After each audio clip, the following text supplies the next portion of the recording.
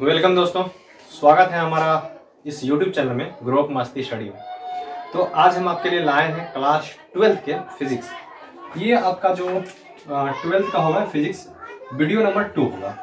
Video number 2 इसलिए video 1 जो है हम पहले से बना चुके हैं। अगर आप वीडियो 1 नहीं देखे हैं तो आप जल्द से जाइए हमारे चैनल पर और आप वहाँ पर आपको मिल जाएगा वीडियो, आप देख लेंगे। उसके बाद ये वीडियो आप देखिएगा, ठीक है, क्योंकि वहाँ पर बहुत सारे इंपॉर्टेंट चीज मैंने बताया है, न्यूमेरिकल भी बताया है, तो वहाँ पर आप जाकर के पहले वीडियो नंबर 1 देखिए।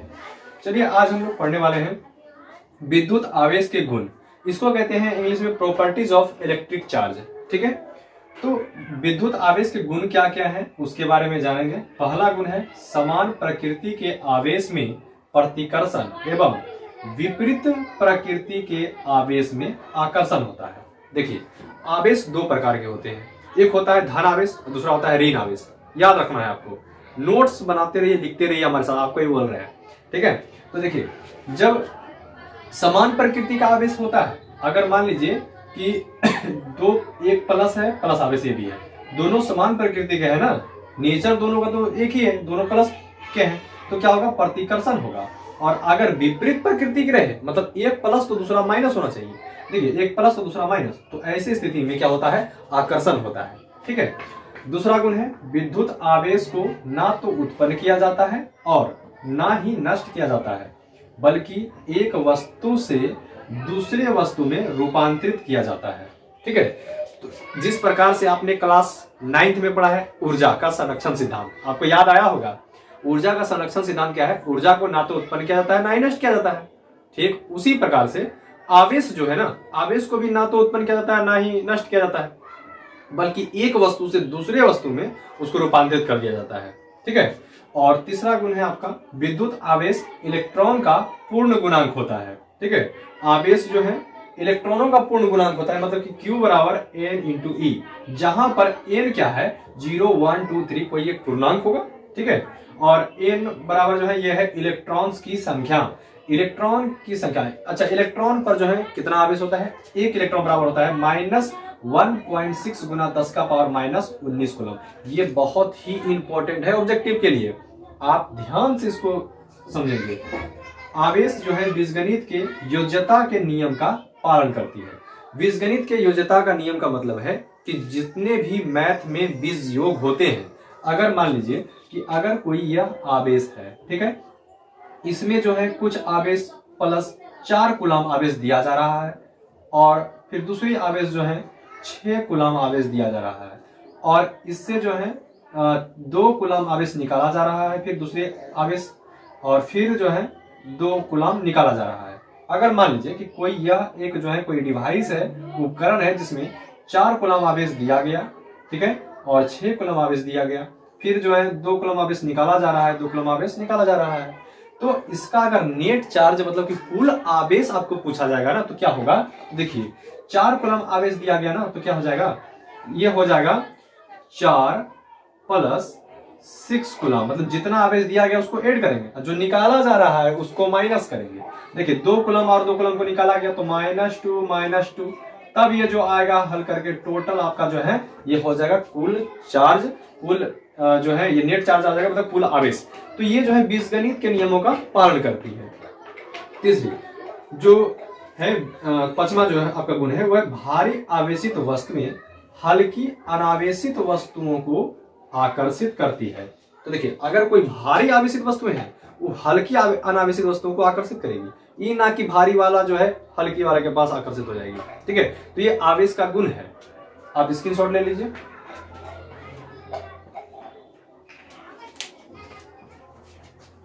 अब नेक्स्ट टॉपिक है आपका कूलम का नियम। कूलम का नियम जो है ना ये बहुत ही इंपॉर्टेंट है, समझिएगा, बिल्कुल भी जो है यह हलवा हो जाएगा समझने के बाद, ठीक है। आप ध्यान दीजिए। देखिए, थोड़ी सी जो है आपको बता दे रहा हूँ मैं, माइक की प्रॉब्लम, आपको साउंड क्वालिटी की आवाज़ जो है सही से नहीं आ रही होगी, लेकिन आप जो है क्या करूँ मैं, मुझे वीडियो तो बनाना है, ठीक है। आप ध्यान से थोड़ा इसको समझेंगे, कोशिश करेंगे।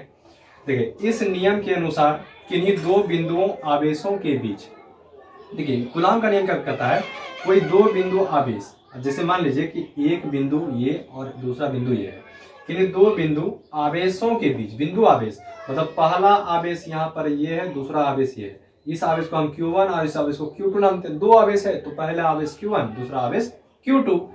इस नियम के अनुसार किन्हीं दो बिंदुओं आवेशों के बीच लगने वाला आकर्षण या प्रतिकर्षण बल, देखिए इन दोनों आवेशों के बीच में चाहे या तो आकर्षण बल लगेगा या तो प्रतिकर्षण बल लगेगा। अब आकर्षण बल क्या होता है, प्रतिकर्षण बल क्या होता है, ये हम आपको बता चुके हैं कि यदि कोई समान प्रकृति का आवेश होता है, जैसे में अगर मान लीजिए कि प्लस Q और प्लस Q दो आवेश अगर जहां एक ही प्रकृति के रहे तो उसके बीच लगता है प्रतिकर्षण बल, और अगर दो आवेश दोनों विपरीत प्रकृति के रहे, माइनस और एक प्लस, तो वहां पर होगा कौन सा बल, आकर्षण बल।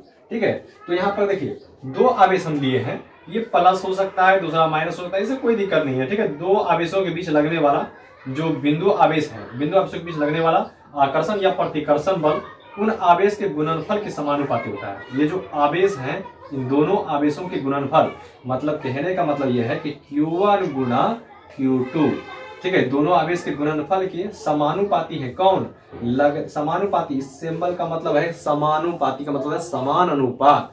ठीक है, इसका मतलब है समानुपाती। लगने वाला कौन, तो बल, बल मतलब होता है फोर्स, F फॉर फोर्स, क्या होता है, फोर्स। ठीक है, लगने वाला जो बल है वह इन दोनों आवेशों के गुणनफल के समानुपाती होता है ना, तथा उनके बीच के दूरी, देखिए ये दोनों आवेश के बीच का कुछ तो दूरी होगा ना जी, यहां से यहां तक के रखे हैं तो कुछ दूरी होगा, दूरी को हम r से प्रेजेंट करते हैं। बीच का जो दूरी है, दूरी के वर्ग के व्युत्क्रमानुपाती होता है। कौन, ये लगने वाला बल, मतलब जो बल है वह क्या होगा, दूरी के वर्ग के व्युत्क्रमानुपाती होता है। मतलब दूरी का वर्ग कर दिए, व्युत्क्रमानुपाती।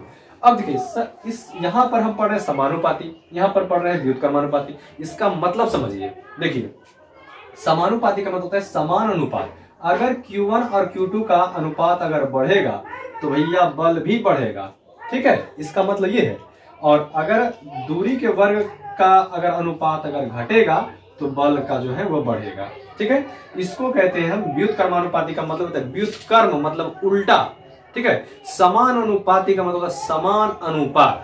ध्यान से समझिए, कॉपी कलम जो है ना आप निकाल करके एकदम बिल्कुल लिखते रहिए, आपको फील नहीं होगा कि आप ऑनलाइन में पढ़ रहे हैं, लगेगा कि एकदम ऑफलाइन में पढ़ रहे हैं। ठीक है, आप ध्यान से इसको समझते रहिए। देखिए लगने वाला जो बल है वह दोनों आवेशों के गुणनफल के समानुपाती होगा। ठीक, और जो दूरी के वर्ग के क्या होगा, व्युत्क्रमानुपाती होगा। अब देखिए अगर कहता कि दूरी के समानुपाती, तो इसको हम दूरी के समानुपाती कैसे लिखेंगे, देखिए F समानुपाती R। अगर ये लिखते हैं तो इसका मतलब होता है कि F जो है समानुपाती है R के। अगर इसी को भैया ऐसे लिख दिया ना 1/R, तो इसका मतलब है कि दूरी के जो है ये हो गया व्युत्क्रमानुपाती। देखिए दोनों में अंतर देखिए क्या है, पहला वाला जो है F समानुपाती R है, दूसरा है F समानुपाती 1/R, का मतलब है F व्युत्क्रमानुपाती है। ठीक है, तो इस व्युत्क्रम अगर कहेगा तो वो हो जाएगा नीचे बटे में, अगर समान अनुपात में रहेगा तो समान अनुपात का मतलब है बराबर में। ठीक है, तो यहां पर देखिए, अब देखिए इसको इस फॉर्मूला, हम यहां से फॉर्मूला बनाने के लिए क्या कर सकते हैं, देखिए F जो है वह समानुपाती क्या है, Q1 इंटू Q2, अब I क्या हो जाएगा, R²। ठीक है, अब देखिए इसका मतलब है कि F जो है इस दोनों आवेश के गुणनफल के समानुपाती और दूरी के वर्ग के जो है व्युत्क्रमानुपाती हो गया। अब फिजिक्स में एक नियम है, अगर आप समानुपाती को हटाएंगे तो बराबर लगाएंगे और कांस्टेंट में देंगे k। ठीक है, ये k क्या आता है, कांस्टेंट आता है, एक नियतांक इस समानुपाती के बदले में। तो लिखेंगे कि अब बाकी इधर जो है वह ज्यों का क्यों लिखा जाएगा, ये हो जाएगा R²। ठीक है, अब k क्या है यहाँ पर, तो k एक नियतांक है, k का कुछ वैल्यू होता है, कांस्टेंट होते हैं वो। ठीक है, ये बन जाता है फॉर्मूला, ये F बराबर, अब k के बारे में हम आपको बता दे रहे हैं, ये जो F बराबर है k into Q1 into Q2 by R²। ठीक है, ये k क्या है, तो k एक कांस्टेंट है। अब देखिए k का जो है मान होता है, जैसे k कांस्टेंट है, जैसे पाई क्या होता है, पाई भी एक कांस्टेंट है, पाई का वैल्यू होता है ना 22/7, उसी प्रकार से जो k है वह k का जो मान होता है वो होता है 1/4 pi epsilon not into epsilon r। ये आपको याद करना है, ये ऑब्जेक्टिव में पूछा जाता है, और इसका वैल्यू होता है पूरा होता है 9 गुना 10⁻⁹। ये टोटल k का मान होता है भाई।